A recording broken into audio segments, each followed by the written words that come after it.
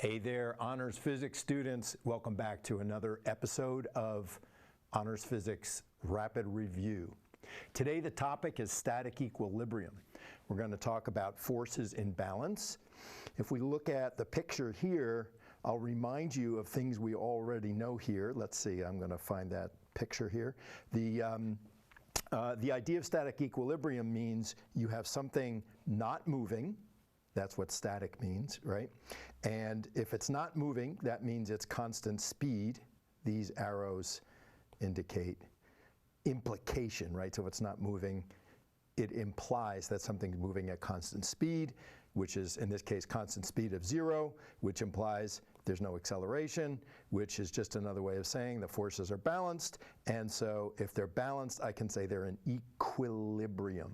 Now, remember the words that pertain here. Static means not moving, like a static character in a novel, or a static stretch in your athletics. Equilibrium means in balance. You've probably seen other versions of equilibrium in other science classes. So static equilibrium in our physics class means nothing is moving and all forces are in balance. Now, remember that forces in a force diagram, also known as a free body diagram, are acting on the object. You do not show reaction forces in a force diagram. We'll remind you of that again later.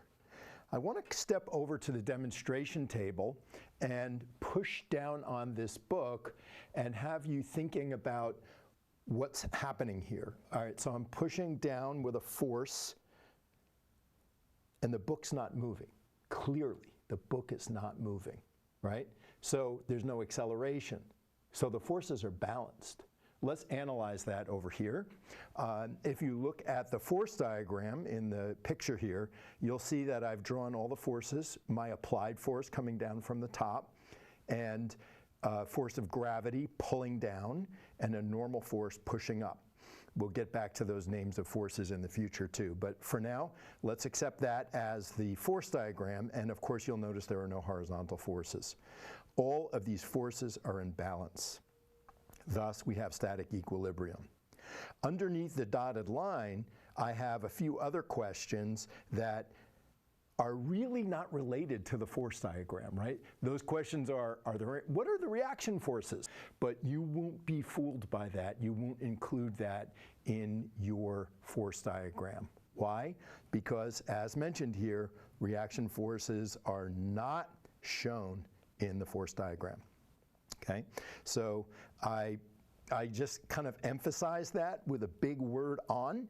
A force diagram shows forces acting on an object and does not show reaction forces. It's an important point to remember. I emphasize it and overemphasize it because it's a frequent source of confusion. Let's clear up the confusion here on this summary of the two different concepts. Balanced forces in equilibrium, this is what we're talking about today in static equilibrium, is all about one object and the forces acting on that object. Whereas, by contrast, action-reaction pairs talk about two objects and how they interact with each other. And that is not a balanced force in equilibrium. That's a whole different thing. Even though in equilibrium sometimes forces are equal and opposite, and it reminds you of the third law, but just keep clear in your head that action-reaction pairs are different from static equilibrium forces. Let's move on. You've seen examples of balanced forces. These were all in one dimension, right? So those were easy. What about forces in two dimensions? I have pictures here. These are two different examples, so let me draw a line in between, that I claim these are in balance. And by now you know that I can claim that because if I take, for example, on the left side, if I take the 14 Newton force and convert it into its components 10 and 10, I get balanced forces in equilibrium. Likewise, the one on the right. So it's once you separate things into their components, you get a clear image of balanced forces. Let's take a look at the math that one might use. This should look familiar, right? This is a review of the math you might use to separate things into components. We saw this when we talked about motion, and isn't it wonderful that all of the math we've already learned for vectors gets applied to this? We learned it on a velocity vector, and here we are on a force vector. We're using the exact same math. This slide actually that I'm showing you is the exact same slide we used before. So that's a review of the math. Make sure you're comfortable doing that, because you're going to need that to solve problems like this hanging hammer. Right here, nothing is moving, all the forces are balanced. I can say for sure that the hammer is not moving, so therefore in my force diagram I can say clearly that the force of tension pulling up is equal to the force of gravity pulling down. Okay, likewise, if I consider the ring that's tying all the strings together, I can say that it's not moving, so all the forces add as vectors to 0, no net force. All the x components go to 0, and all the y components go to 0. You know by now, because you've worked on some of these, that the way to solve these problems is to separate the tension forces into their components. So there's a convenient tension 3 that I don't have to mess around with, but tension 1 has its components,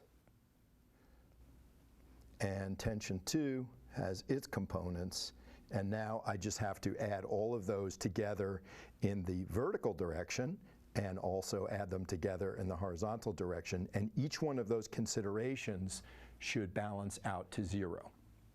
All right, so that's the way we approach these problems.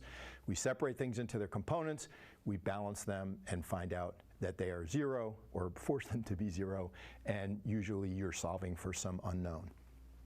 Okay, one final comment here is that the definition of weight, which is not the same as mass, is mass times 9.8. So weight is a force. All right, and in notation wise, I would use the letter W sometimes, or I'll use F sub G. I tend to use them interchangeably, and you will know now that either one of those means weight, and the way you calculate it is you take the mass and you multiply it times 9.8, which of course is the acceleration due to gravity. Because weight is a force, the units must be newtons. Okay, so this is the way we solve examples. In class, you may have seen an example of something like the hammer hanging or an unknown mass hanging.